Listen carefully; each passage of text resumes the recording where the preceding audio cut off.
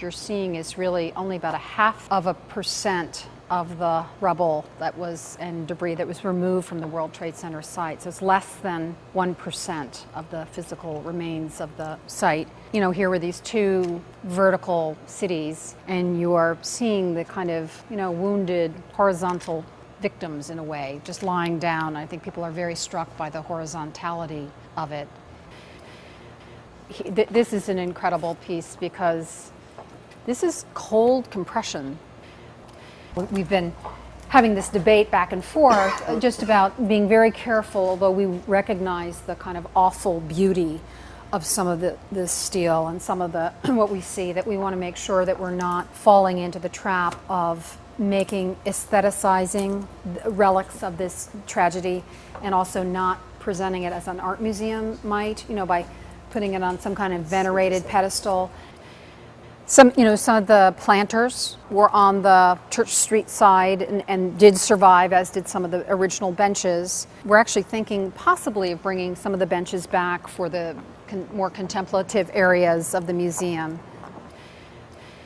So, here you're seeing the famous, what's left of the Calder stable that was on the plaza. One of the things we've been thinking about with this particular piece would be to bring the pieces back together in some kind of meaningful silhouette of their original ensemble placement, but avoiding making a new piece of art out of it. I think that would be really wrong. That would feel really wrong.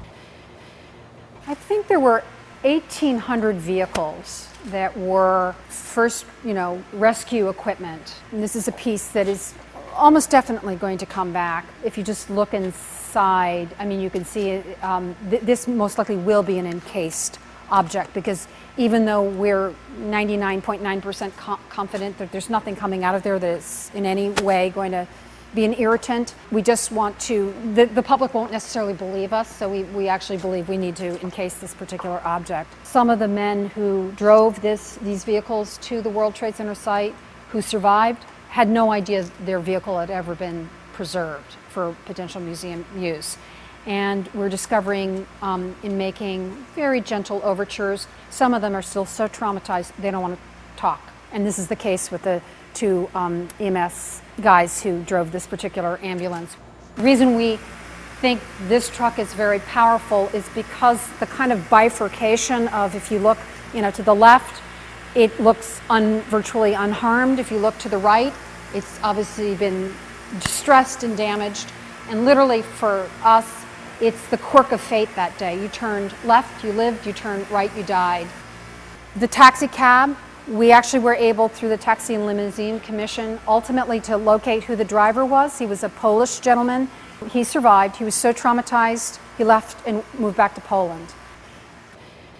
So we're now inside the tent, which holds some of the motors that were salvaged from the almost 200 elevators that were in the service, the Twin Towers. And we want to be able to use them to tell the stories of what happened to people in the elevators that day, because there were very dramatic stories of people trapped in the elevators who lived, and unfortunately 200 people trapped in elevators who didn't live but who were able to get messages out to loved ones in some cases.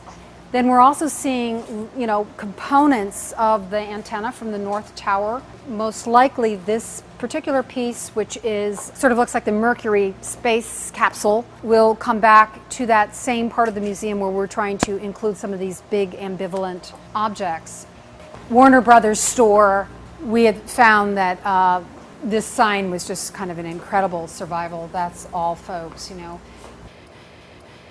When word got out that this was going to be most likely the last ceremonial piece of steel, the thousands and thousands of individuals who'd been participating in the rescue recovery efforts started to mark it. We've been trying to document all of the markings, all of the signatures on it.